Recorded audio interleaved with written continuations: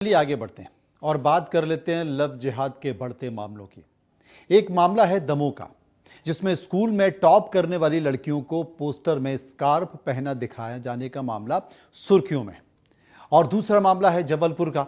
जबलपुर में एक मुस्लिम लड़के और हिंदू लड़की कोर्ट मैरिज की है, जिसकी जानकारी दोनों पक्षों के परिवार को नोटिस के जरिए दी जाती है, लेकिन ऐसा कोई भी जानकारी, ऐसा कोई भी नोटिस परिवार को पास नहीं पहुंच पाया। हिंदू संगठनों ने बवाल कर दिया। लेकिन सबसे पहले हम आपको दमोह के मामले का जिक्र करेंगे, उसके बाद विस्तार से जबलपुर के बारे में बताएंगे। दमोह में क्या हुआ? दरअसल गंगा जमुना स्कूल ने हाई स्कूल परीक्षा परिणाम को लेकर एक फ्लैक्स यानी कि पोस्टर लगवाया, जिसमें सफल छात्र छात्राओं की तस्वीरें थी। छात्राओं ने स्कार्फ लगाया हुआ था, लेकिन क्लोजअप में जब दिखाई दिया तो वो हिजाब जैसा लग रहा था, और करीब करीब वो हिजाब ही था। इस पर, जो कि आपकी टीवी स्क्रीन में बगल में आपको साफ दिखाई दे रहा है, इस पर कुछ परिजनों ने आपत्ति दर्ज की। हिंदू संगठन भी सक्रिय हुए और आरोप लगाया कि छात्रों को हिजाब क्यों पहनाया जा रहा है। अब हिजाब पहनाकर फोटो क्यों खिंचवाया गया, और फोटो खिंचवाकर उसे पोस्टर में क्यों लगाया गया? हिंदू संगठनों ने प्रदर्शन कर कलेक्टर को कार्रवाई के लिए ज्ञापन सौंपा। इससे पहले कलेक्टर ने जांच कराई तो पता चला कि वो स्कार्फ है जिसे पहनना छात्राओं के लिए स्वैच्छिक है। स्कूल प्रबंधन का भी यही कहना था, उसने कभी भी स्कार्फ को अनिवार्य नहीं किया है। लेकिन कलेक्टर महोदय रिपोर्ट में इसे भले ही स्कार्फ मान रहे हों, लेकिन ये लग तो हिजाब रहा। कुल मिलाकर कलेक्टर साहब ने इस मामले को रफा दफा कर दिया और कोशिश की कि यह मामला टल जाए, पर ऐसा हुआ नहीं। देर हो चुकी थी और मुद्दे ने राजनीतिक आग पकड़ ली। हिंदू संगठन, स्थानीय विधायक और स्थानीय सांसद ने इस पूरे मसले को और ज्यादा उठाया और सब इस आग में कूद पड़े। इस तरीके से मैटर संज्ञान में आया। किसी भी बेटी को ये कोई स्कूल बाध्य नहीं कर सकता कि वो कोई ऐसी चीज पहने जो उनकी परंपरा में नहीं है। मामला मेरे संज्ञान में आया है दमोह के एक स्कूल का, और मैंने जांच के निर्देश दिए हैं, और जांच के बाद तथ्यों के आधार पर फिर हम कार्रवाई करेंगे। ये घटना शर्मसार करने लायक है और मैं जिला प्रशासन ने वो फिर से उसको संज्ञान में लिया है और प्रदेश के गृह मंत्री जी ने संज्ञान में लिया है, इसलिए मैं गृह मंत्री जी का आभारी हूँ।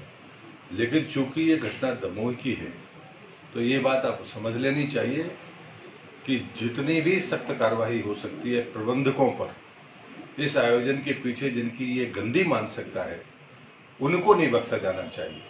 कई बार हम छोटे कर्मचारियों पर कार्रवाई करके मुक्त हो जाते हैं, और इसलिए मैं फिर से मध्य प्रदेश के गृह मंत्री का धन्यवाद करता हूं और उनसे यही चाहूंगा कि इस मंशा के पीछे जो लोग हैं उनको नहीं बख्शा जाना चाहिए।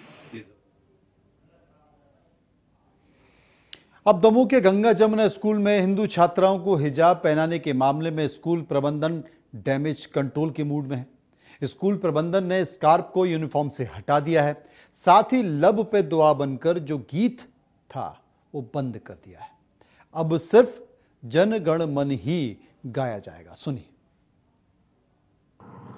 हाँ, शव को ये सूचना कल की मिली है और बड़ी दुखद घटना है।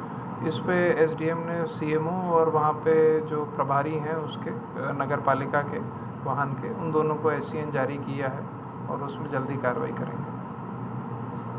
सर किसकी गलती सामने आ रही है, कौन भी लगाया गया? जो प्रथम दृष्टिया तो जो अभी सामने आया है उसमें ये फैक्ट आया है कि जो सम्मानीय पार्षद भी थे उनसे भी चर्चा हुई तो सीएमओ को शायद नहीं फ़ोन किया गया था, वाहन प्रभारी को उन्होंने सीधा फ़ोन किया था।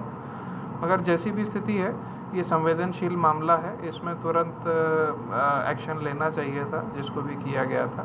इसको सुनिश्चित किया जाएगा कि आगे कहीं ना हो। स्थापना जो है सन 2010 में की गई थी और हमारा उद्देश्य जो है बच्चों को उत्तम शिक्षा देने का है। इस साल हमारे बच्चों ने जो है 10th क्लास बोर्ड में जो है काफ़ी अच्छे नंबरों से पास हुए हैं तो उनका एक फ्लैक्स बना के बच्चों को बधाई देने के लिए बाहर उसको लगाया गया। उस बोर्ड के ऊपर से फ्लैक्स पे कुछ लोगों को आपत्ति है, तो अगर किसी की भावनाओं को ठेस पहुंचा है तो उसके लिए हम खेद व्यक्त करते हैं। हमारी सोसाइटी ने जो है एक रेजुलेशन पास किया है कि इसमें अब स्कार्फ के साथ साथ दुपट्टे को भी जो है स्वेच्छापूर्वक जो बच्चे चाहते हैं दुपट्टा पहने या स्कार्फ जो भी लगाना चाहें रखा है। देखिए, ड्रेस कोड जो है स्कूल का मैटर होता है, ड्रेस कोड स्कूल तय करता है। अब सबसे बड़ा सवाल उठा है कि अभी तक ये क्यों चल रहा था, और क्यों चल रहा था तो प्रशासन का इस पर ध्यान नहीं था। और शुरुआती दौर में कलेक्टर साहब ने जो रिपोर्ट दी, उस रिपोर्ट के अनुसार आखिर क्यों चीजें नहीं हो रही थी, ये समझने वाली बात है। खैर, आगे बढ़ लेते हैं और बात कर लेते हैं जबलपुर की। जबलपुर की, जहां पर हिंदू संगठनों ने एक मुद्दे को लेकर लव जिहाद का आरोप लगाया है। आरोप है कि ब्राह्मण परिवार की बेटी का ब्रेन वॉश कर उसका धर्म परिवर्तन कराया गया। मामले का खुलासा शादी का कार्ड सामने आने के बाद हुआ। पूरा मामला गोहलपुर के मक्का नगर का है। लड़के का नाम अयाज खान और लड़की का नाम अनामिका दुबे है। आरोप है कि लड़के ने पहले लड़की को प्यार में फंसाया और फिर उसका धर्म बदलवाए बिना उससे रजिस्टर्ड शादी की। इसके करीब 5 महीने बाद लड़की का धर्म परिवर्तन कर मुस्लिम रीत रिवाज से शादी की तैयारियां चल रही हैं। बताया जा रहा है कि दोनों ने 4 जनवरी 2023 को विवाह अधिकारी विमलेश सिंह के दफ्तर में शादी की। इसका सर्टिफिकेट भी उन्होंने ले लिया। सर्टिफिकेट पर 3 गवाहों के दस्तखत भी हैं। इसके बाद वो लड़की को लेकर चला गया। करीब 5 महीने बाद दोनों के निकाह करने का कार्ड सामने आया, जिसमें लड़की का नाम अनामिका दुबे की जगह उजमा फातिमा लिखा है, जिसको लेकर लड़की के परिजन और हिंदू संगठनों के लोगों ने जबरन धर्म परिवर्तन का आरोप लगाया। अब जरा लड़की के परिजनों की पीड़ा और पुलिस की बात को सुनिए, फिर चर्चा आगे बढ़ाते हैं।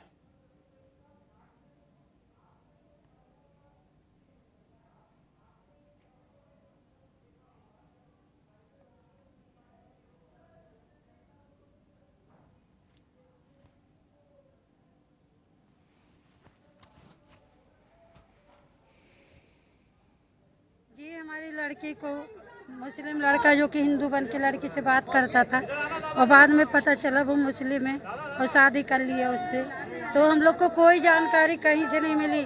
कल सोशल मीडिया में जब कार्ड डाला तो हम लोग से परमिशन लेना चाहिए ना, तो हम लोग से कोई परमिशन नहीं दी गई। अच्छा, आपकी बेटी ने और जो लड़का है उसने शादी कर ली है, आपको जानकारी है? जी नहीं, हम लोग को कल ही जानकारी मिली। कोर्ट मैरिज की है, कोई नोटिस नहीं आया हम लोग के पास। कोर्ट से भी कोई नोटिस नहीं आया। अभी बेटी कहाँ है आपकी? बेटी वही लड़के के यहाँ है, लड़के के घर में।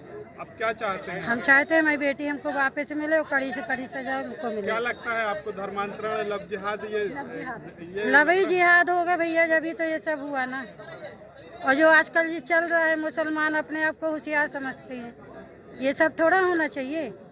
सबकी तो बेटियां हैं। प्रशासन ने आपको सूचना नहीं दी? कोर्ट किसी ने नहीं दिया हम लोग को। कल मीडिया द्वारा हम लोग को सोशल मीडिया से पता चला। कोर्ट मैरिज में एक आदेश होता है कि माता पिता से सूचना दी जाती है। नहीं, हम लोग को कोई सूचना नहीं। क्या लगता है आपको, प्रशासन की गलती है इसमें? बिल्कुल है, देना चाहिए उनको सूचना। बिना माँ बाप के कैसे कोई लड़की कहीं चली? कहाँ रहती? जी मैम, विश्व फसल वाले आए हैं, क्या है पूरा मामला? ये विश्व हिंदू परिषद के नेताओं के द्वारा एक जो है शिकायत की जा रही है।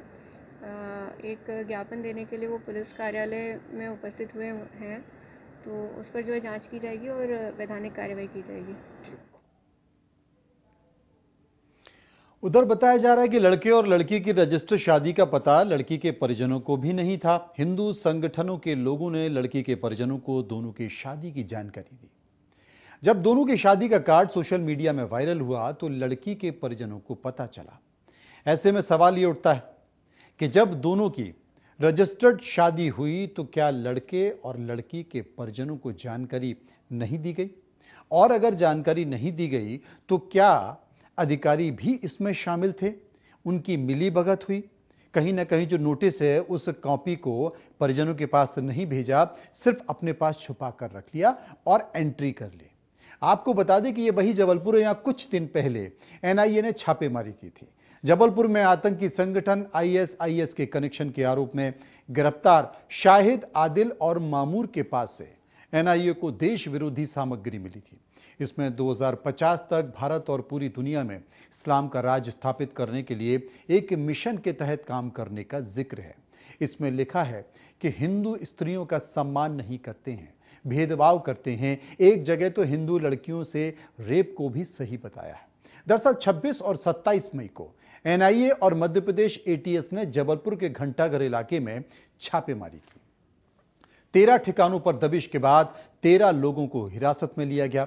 पूरी जांच के बाद एनआईए की टीम ने 3 लोगों को गिरफ्तार किया।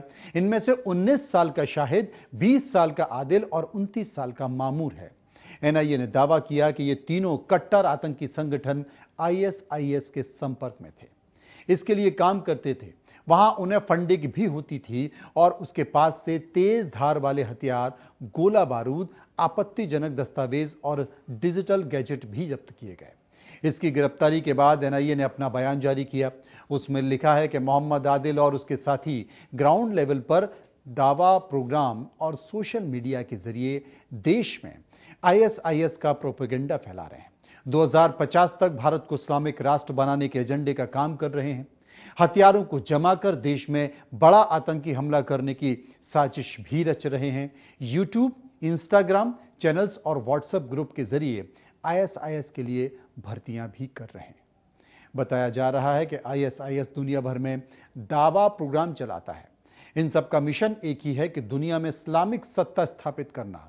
इस मिशन को अंजाम तक पहुंचाने के लिए दावा को गलत तरीके से पेश करना, गैर मुसलमानों को इस्लाम धर्म कबूल करवाना और या उसके लिए उकसाए जाना भी शामिल है।